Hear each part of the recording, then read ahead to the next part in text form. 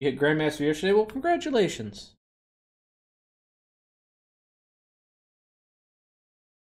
You know what the saddest part about hitting Grandmaster is? Doesn't fucking matter. It's the same shit, guys. It's the same fucking shit.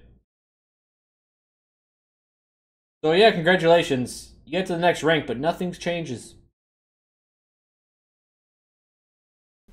Earlier, I had a game like. Oh my god, his voice is so shitty. Look at this guy. Look at him talking. Ugh.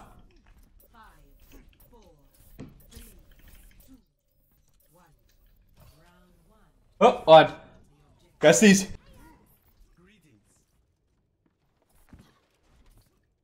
Whew. Caught the mute button just in time. Ah. Alright. Oh, I like this already. Well, they got a Doomfist. And I heard a Junkrat.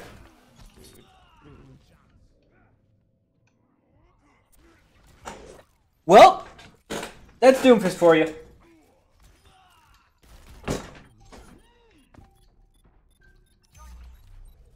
I should have double jumped or dashed that charges fast.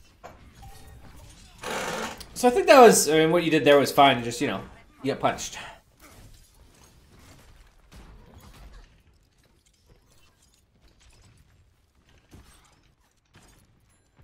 We got McCree, Junkrat, Doomfist.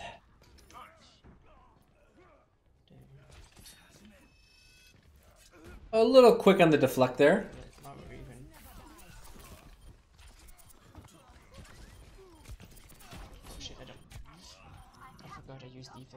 So, yeah. They called you out, and the team came to support. So, I mean, that's an incredibly tough situation to get away from. Well, apparently Doomfist's box is getting fixed. Quote unquote. Next match.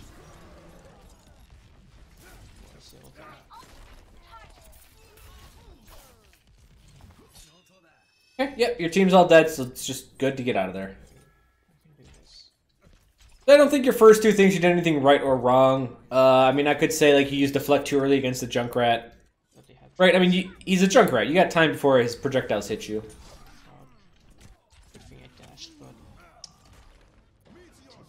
But Kree, he's fucking spot on.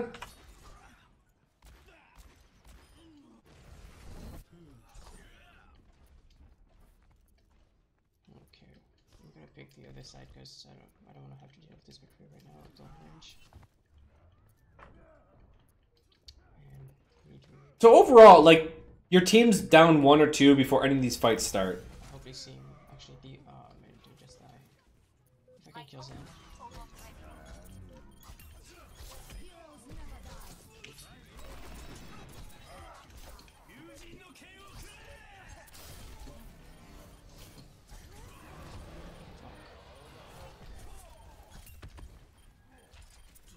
I think that was fine.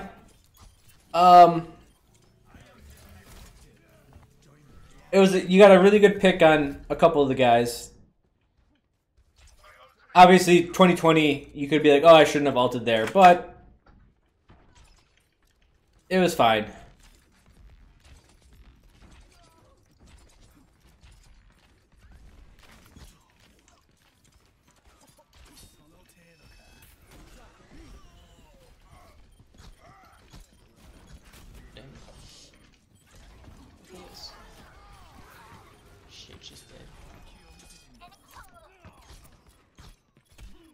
Oof.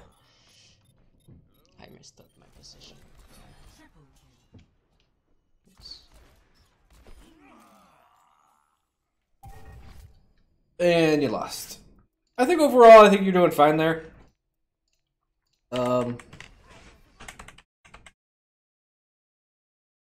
It sucks because you were taking on some pretty tough odds, where the team was essentially overall like. It's best for you to attack when a team's getting pressured. Like this goes for all flankers. Whenever you want to attack on a flank, you want your team to be pressuring here so that some of their resources are engaged.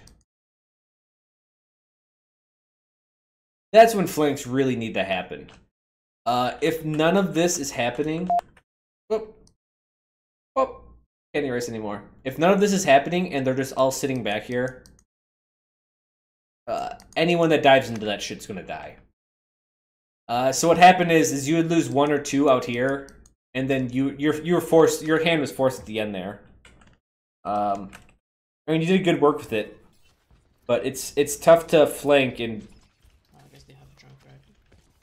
have a rough time, right? It's tough to flank when your team's down 1 or 2 people, because your flank becomes really obvious. And as soon as they turn to look towards you, the flank isn't really a flank anymore.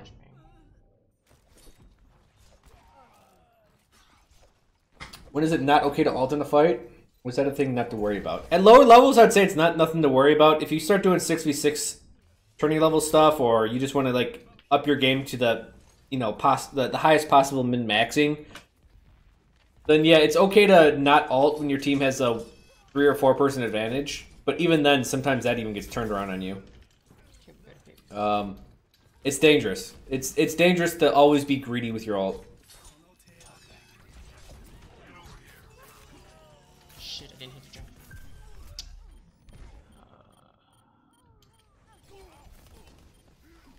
So right there, you even said it. What you thought you did. He's like, shit, I didn't hit the Junkrat. So you were hoping for a dash reset, and you kind of overcommitted. You didn't hit the Junkrat. That's just, you know, miscalculation. Not bad.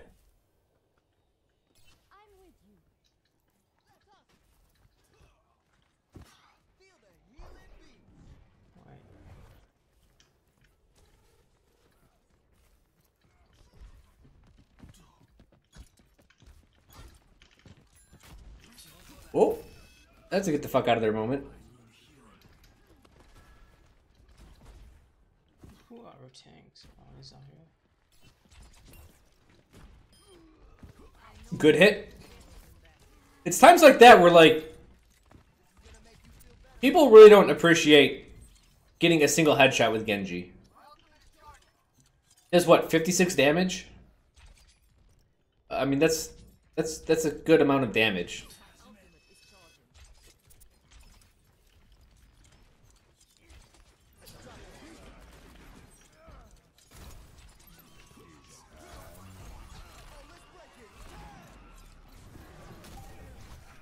Whoa. That was...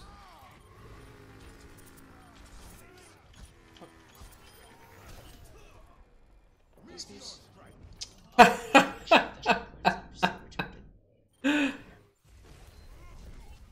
That was good though.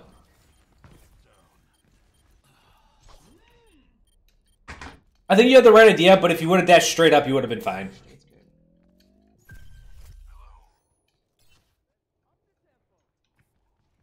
Getting carried right now. They look really right where we are.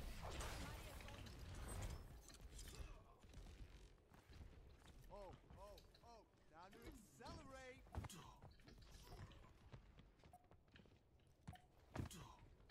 Dude, you hurt her.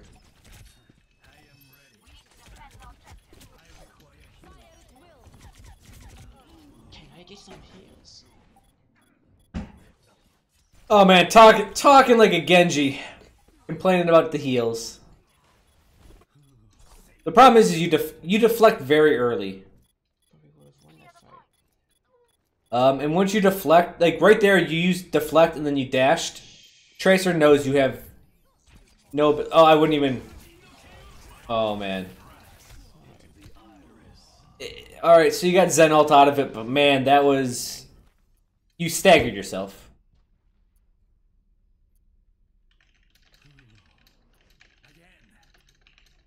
Oh, the Riptire hit you and pooped you farther than you thought you would go. Okay.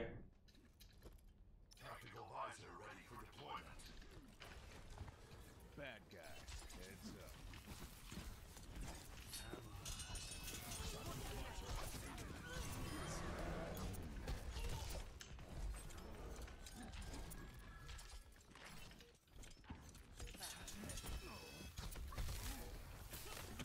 Aww. Transfers. She had plenty of time to rest.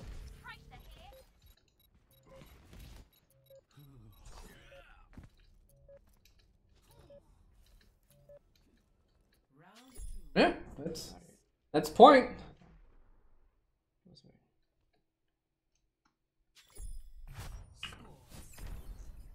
So a big issue with Genji on this one is that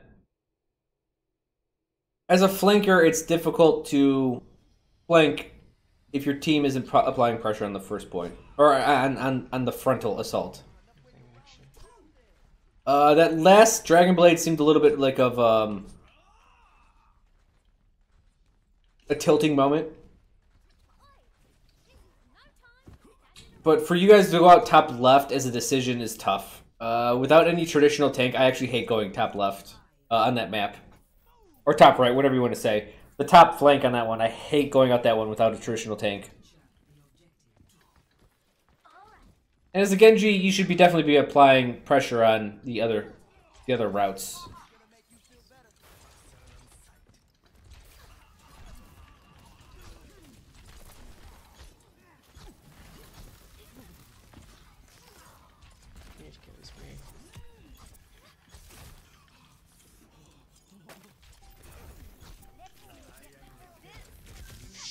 Well, that sucks. Yeah. She had a good wall, and what happened is the rest of your team didn't really want to commit to that. They wanted to commit on point. Yeah, if you're alone and a Mary freezes you, I mean, you're toast.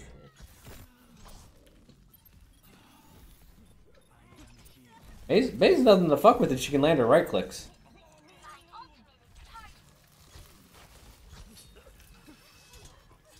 Oh, you thought both teams were at 99%, that's why you dove in? Okay.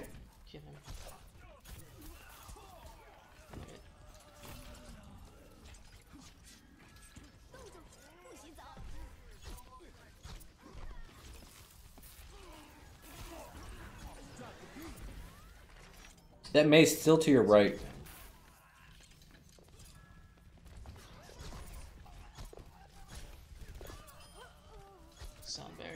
Did he ult? Alright, I think you're... This is one of those games where you need to get a big Dragon Blade. Right now would be a good time to do it.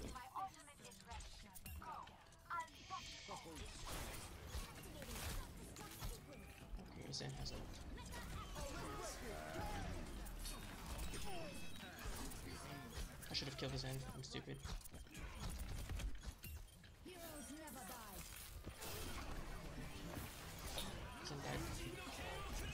Okay. I was gonna say that it feels like a really late Dragon Blade.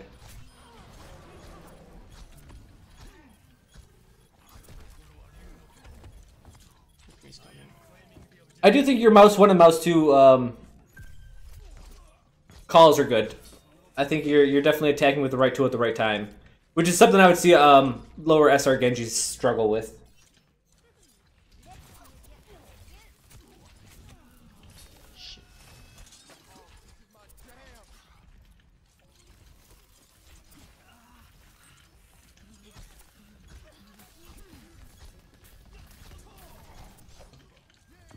Mary needs to get shot. Oh. She's acting like she's a tank. We could kill her.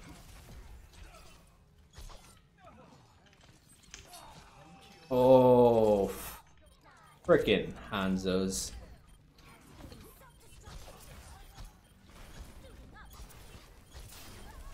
Okay. I mean, I think you're... Yes. I mean, you're playing really well.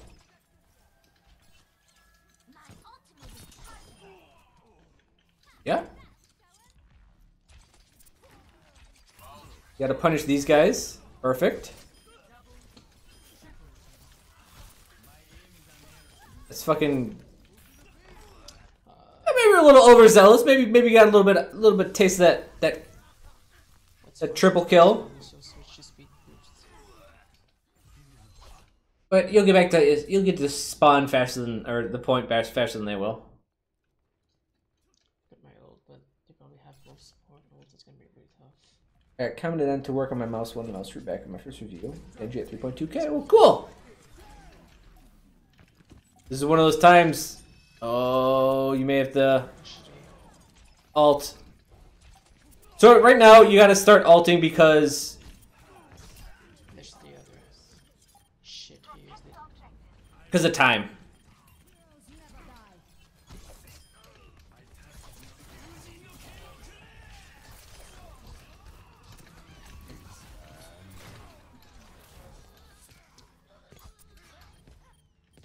I missed so many slashes. That's fine. I guess we could- Yeah, you did well there. The Dragon Blade did come out a little bit later than I would have liked, but I do think it was good because at that point they were fully invested, and they were busy with the rest of your team. You had the icing on the cake.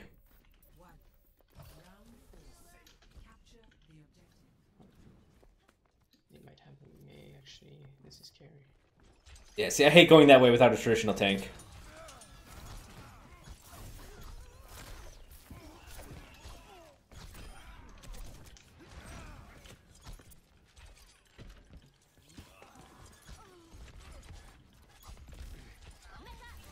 So annoying to fight against.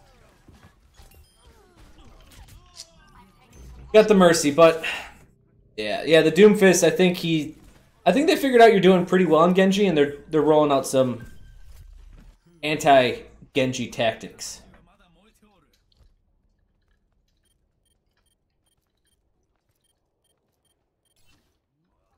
Well, McCree is picking up some slack. Prince says, I mean, I wanted to Dragon Blade all the time. Like I said, I'm trying to deal with Lucio and Zen ults. Oh, true. Yeah. But it's... So, the thing about ults are you have to do something to draw them out. And the easy way is with an ult. The harder way is with just, like, skill.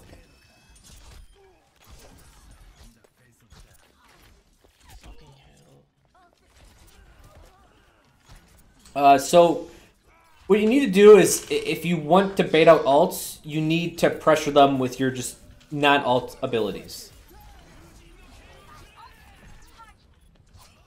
He's still alive. He's still alive. Oof.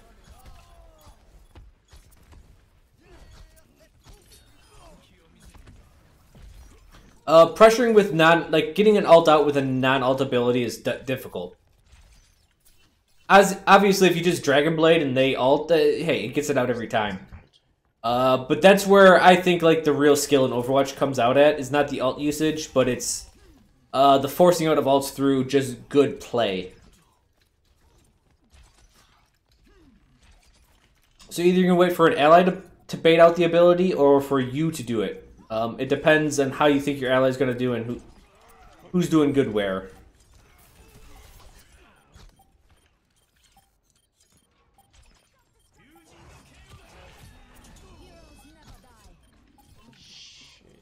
Well, I mean, you guys got 99%. Build ult up, and that's at the point you're at.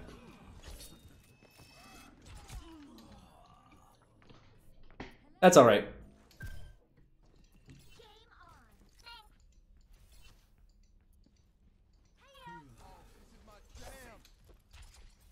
Especially difficult when Zen is standing next to a Doomfist and McCree. Yeah, that's by design. How to deal with a Genji. You know, you put your supports, surround them by a Doomfist and a McCree, and Genji is a lot harder time getting in there.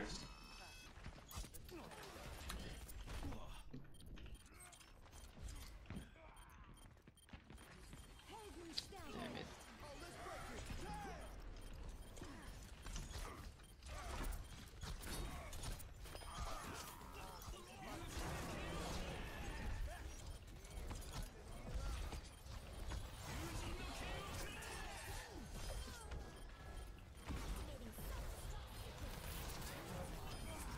Huh. I thought you would have got credit from that mercy kill.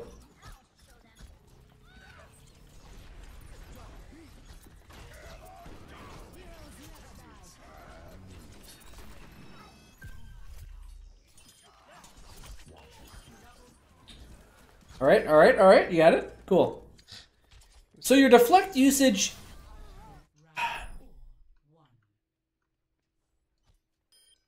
So I see deflect and dash are useful for the same reason, which is it really gets into that distance where Genji's not the greatest at mid-range.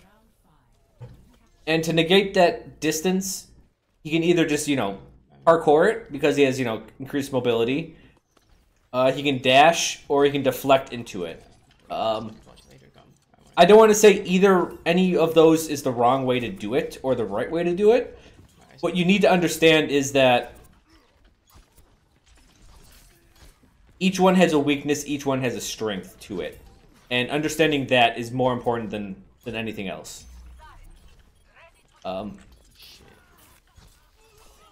don't like it when people think there's one right answer to stuff in Overwatch. If it's any good game or any good art, it has multiple answers for the same thing. You really distracted me, Gum. General question, but how do I play around a team full of squishies? Figure out where I should stand most of the time. I don't know who as. If you're playing as Genji?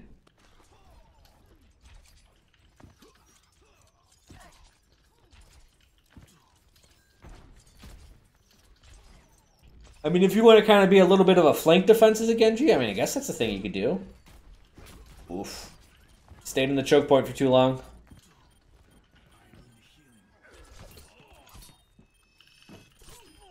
There you go. Funny, the Doomfist went Junkrat and he's giving you guys issues.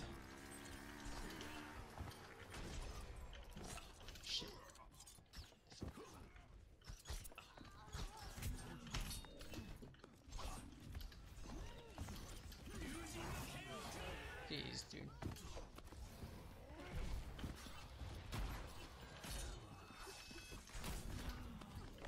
You make it out? Ah, you didn't.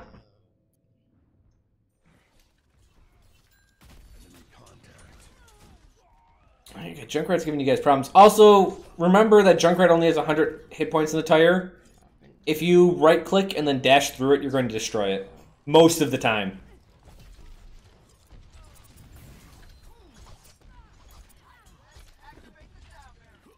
And look at that. Pharah. Where's he?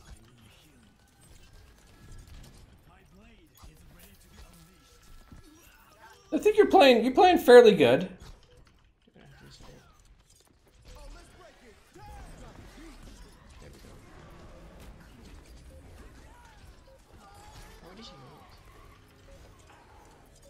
So this is kind of like the overflanking thing. I know you're going for the Mercy. But yes, that happens. Oh, Mercy had Riz. All right. I mean, you say it was a bad game, but I don't think it was that bad. I think overall you did fairly well. I think your accuracy is good. Like I said, your mouse 1 to mouse 2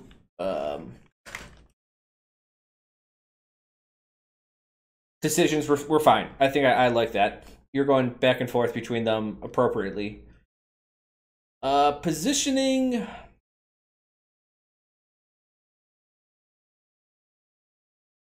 You were definitely, which I don't mind. I actually prefer it, like, because the way I see Genji and how he should be played is that, what the hell key is it? There we go. And I think I've discussed this with you guys a lot before. But you'll notice the best Genjis, like, they kind of chill here. So if the blue part's the point or any type of area of combat, where the Genji usually chills is on these edges of combat. Like, he cuts the edges of combat. And you search for a weakness of some sort. You'll actually, but here's the thing, and this rule kind of gets broken when you have a really, strong team backing you up. You can be in the middle, but it's dangerous for the Genji. But he can get stuff done.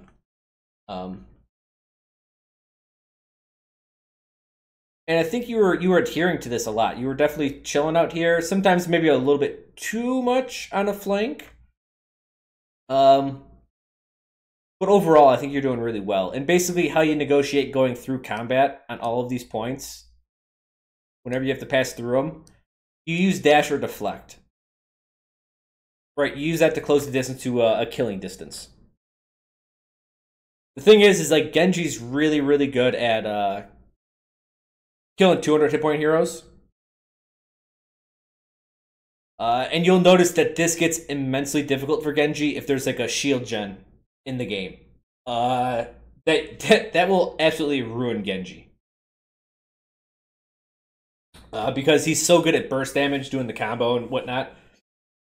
But I do believe you're doing all this just fine. I think finding a weakness, an opening, was a little bit difficult in that game because the McCree. I think you and the McCree just had this understanding that you guys were gonna have a showdown the entire game, and you did. You won some of them, you lost some of them, but hey, that's Overwatch. I think you did fine on that point.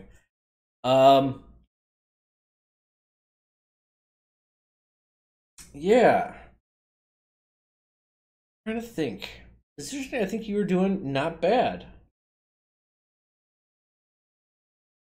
I think since you're hitting Grandmaster now, the issue is going to be timing. I think you're doing the right things, but at the wrong moments. I want to say your positioning's fine, but we're going to have to start talking about timing, which is a fucking bitch to talk about. Your logistics, your skill usage, I think was fine. Just remember what I said, like, to negate all of these areas, whenever you go from... Okay, so there's like... There's short range, mid-range, and then long range. In this area right here is where you're going to use deflect and dash to either get out of short range so you can get safe, or to get into the range, get a kill. That's where you want to use that stuff. So I want to say it was fine, and what am I thinking? Train of thought. Where are you going, train? Oh, and if you would, depending on whatever ability you use to negate this distance or to traverse this distance, or in this case, like over here, essentially from here to here.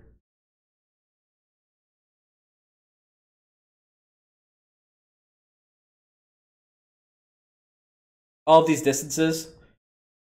Understand that like using dash is good, but understand what happens when you don't get a dash reset, right? And what a dash does, or using deflect, and what using a deflect does. Yeah, all that stuff. So I'm not gonna say like always use deflect at this point, because whenever you say always, there's always another fucking way out of it. It's just not. You can't have hard and fast rules for Overwatch. What you need to do is understand what each one does and why to use it and when to use it.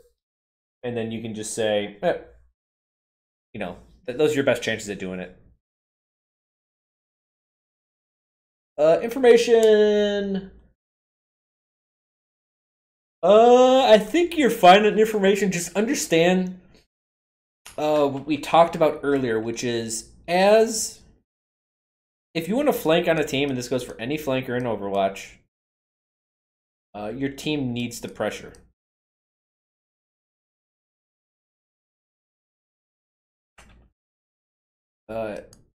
Essentially, resources need to be allocated. Then the flanks start to open. If you don't have this pressure, the flanks technically aren't open, and you're just kind of forcing your way in, which, if you got the skill, it works. And if there's an opening, yeah, it definitely works. But if you're just forcing your way in, and like you said, like, you're trying to get to their supports, but they had a McCree Doomfist just lurking around, that's when things get rough. But all of a sudden, if like the McCree has to face forward to fight, help his tanks that are engaged at the front line, all of a sudden this dash now is a lot more useful. What do you do if your team puts too little pressure? That's actually very difficult. Essentially, you have to stay on the outskirts and either make an opening yourself. If your team's not doing any pressure, then you have to do some heavy lifting yourself. And that's when you stay on these outskirts. That's when you stay at these peaks and keep doing your mouse 1, right? And keep on looking for an opening.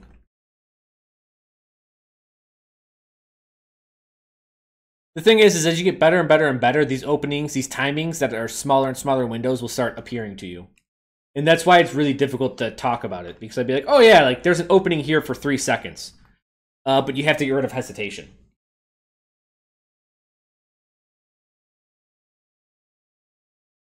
Barely landed any headshots that game. I don't worry about that type of stuff. Like, if you're a Widow, then yeah, I would worry about that. Or McCree. Soldier to a lesser extent. But saying you need to land more headshots is a really shit thing. So it's saying, oh, yeah, you would have been great if you just headshotted everyone. Well, it's like, yeah, no fucking shit. Play Widow. That same thing says. You know, it's hitting headshots, yeah, that'd be great. But you'll get to that in time. And that's why I don't want to talk about it. Because there's no reason to. There's nothing to really help you with that.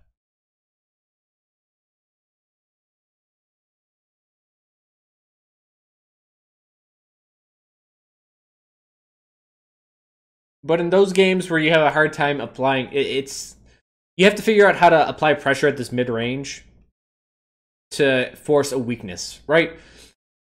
So we were discussing ultimates, and like if there's people in the back, obviously if you ult, one of these supports will use their ult most of the time. But you want to bait it out or get it out by normal attacks, right? You want to pressure them to a point where you can start getting these abilities used.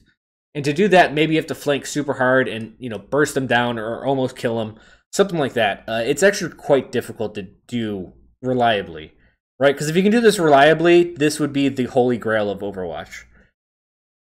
If I had 1 or 2 people that could and like they're on my team and they could always bait out support ults without using ults myself, you would always have the ult advantage.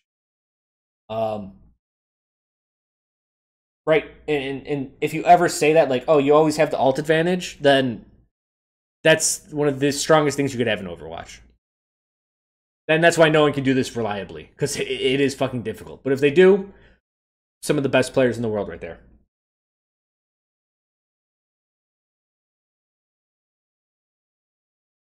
You always generally have the same mentality when it comes to games, or something you gain with more experience. Yeah, I always keep a student mentality, so I'm always willing to learn. I will say this though, I watched some Quake Champions today, and I got some flashback to my old Quake days.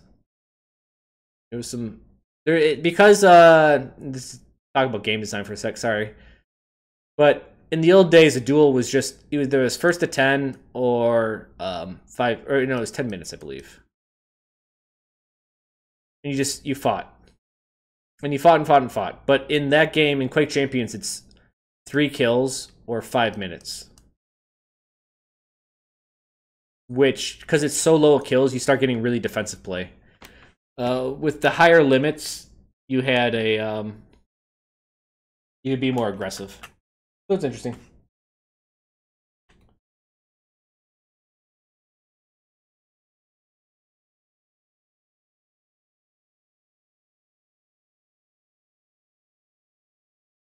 But Rakuna, I think you're like, dude, you're doing good. You're in Grandmaster, and honestly, I think if for the next season, if you just chill at 4K, I think you'll start playing a lot better because now you're starting to get to that point where you're sharpening your skills on people that are really good.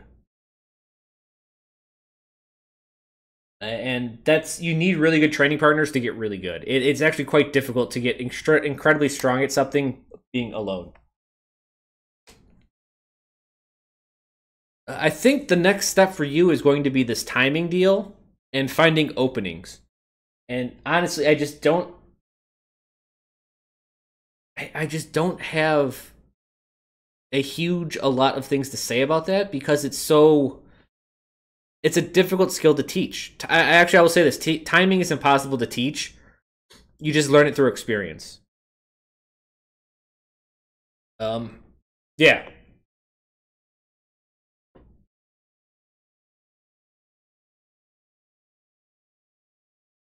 He played late yesterday. I ended up going to the game with Effect versus Zombs. I understand what I mean by dealing with people who can fuck you up.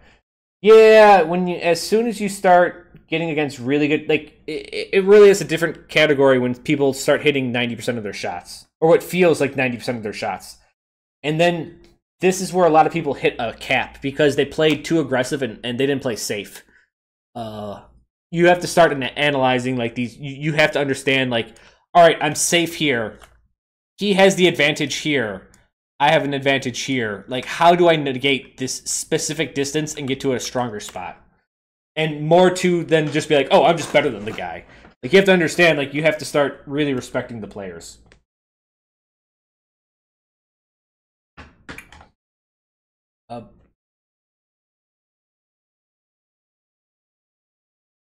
Yeah.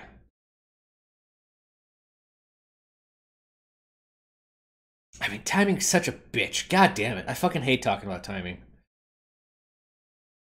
Because even, you guys watch me, sometimes I do some stupid shit. Actually, I do a lot of stupid shit. And sometimes it works, and you're like, why did that work? And it's because of timing. And I'm just like, well, there's like a 2-second gap of where I could have done something. But the only way I saw that gap is just through experience.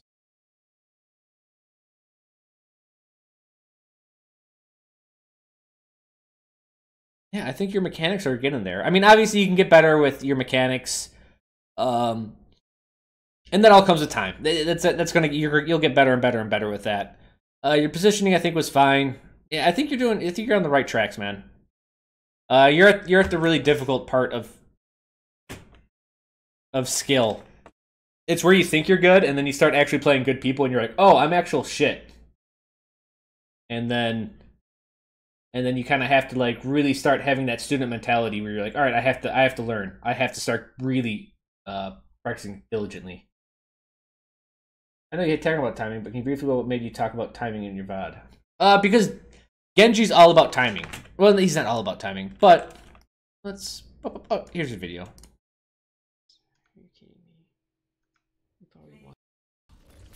Because the whole thing of when you can attack, like. I can't see this whole situation right now. But maybe it's actually a good timing to go in right now. Right? This guy's occupied. You know the guys on the other side are occupied. This person looks weak for the next, like, 2 seconds. Right? But you stay out here too long, and all of a sudden, oh, look. They patch this hole up. Right? There is no longer an opening there. And what was that? 2 seconds? 3 seconds? You would have a dash in there, get a kill, and get out. Right? Very high execution ceiling. And see, and now you're here, and now they're all like this, right? There's one guy here, they're all right here, they're all right here. Essentially, it's a straight line as far as I'm concerned, all looking this way.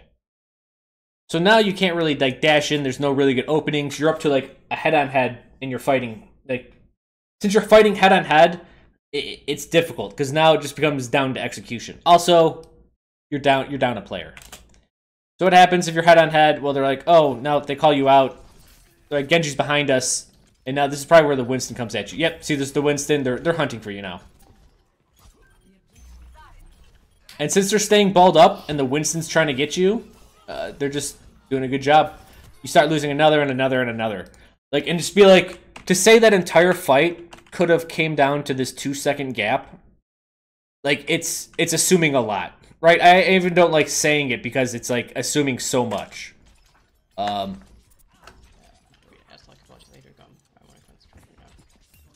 Yeah. Because I didn't even look at it to see if there was an opening. I was just kind of talking metaphorically.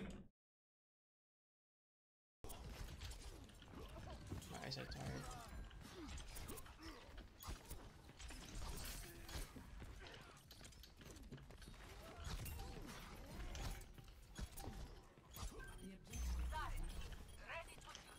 Shit. Yeah. That's why I don't like talking about timing, because it's hit or miss.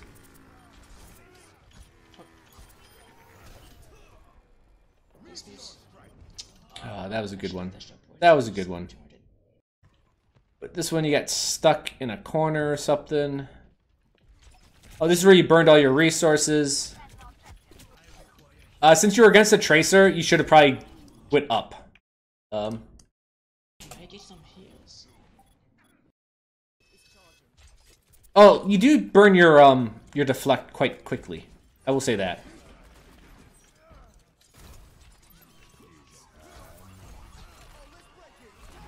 Are you starting to understand what I mean by timing? Whoa. And why it's difficult to talk about? It's because it's so situational and it can happen like so fucking willy-nilly.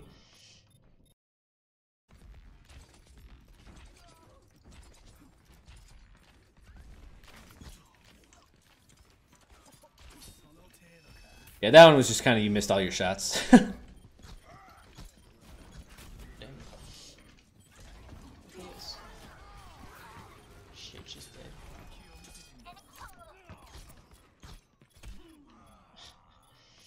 But yeah.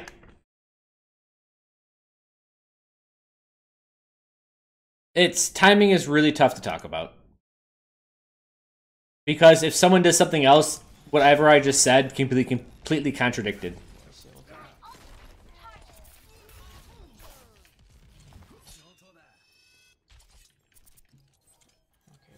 The timing can never be precisely objective. Yeah, I would say it can. I don't think timing can be objective. Like, we can talk about it in like a very, very tight vacuum, kind of.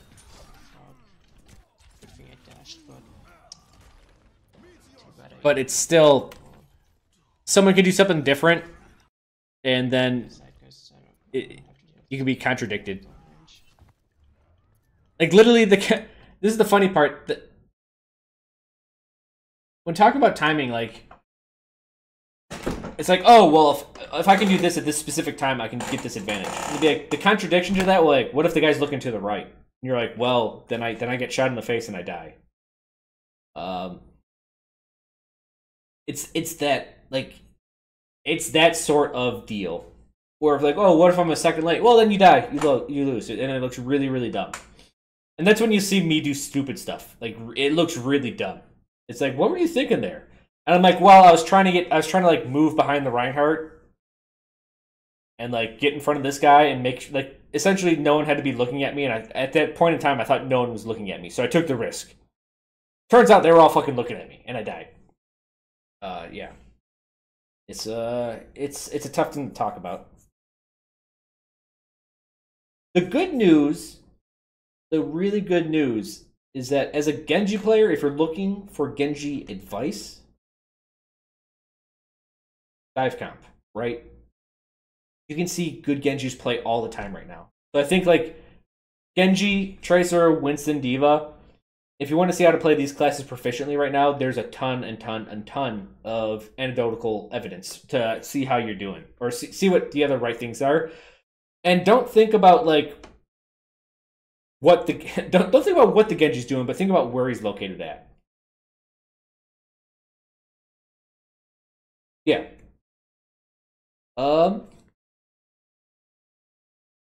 But I think Rakuna, I think you're in a good spot right now, and since you just hit Grandmaster, like, congratulations. But now is the time when you start fucking learning. Yeah. Yeah. I usually say you're not a student until after 3 or 4 years. And I know people think I'm really dumb when I say that, but as your first 3 or 4 years, it's like you're learning the basics, and now you can actually start learning about what you actually have in your hands now. You actually have proper tools in your hands, and you can start learning how to do that. Start learning to use those tools. Really dive comp anymore? Maybe in the ladder, but contenders, it was all dive comp shit today, and, like, I just flick it on. I'm like, this fucking shit. A lot of dive comp still in the world tournament, stuff like that. Yeah. So if you got no more questions for Kuna, I will move on.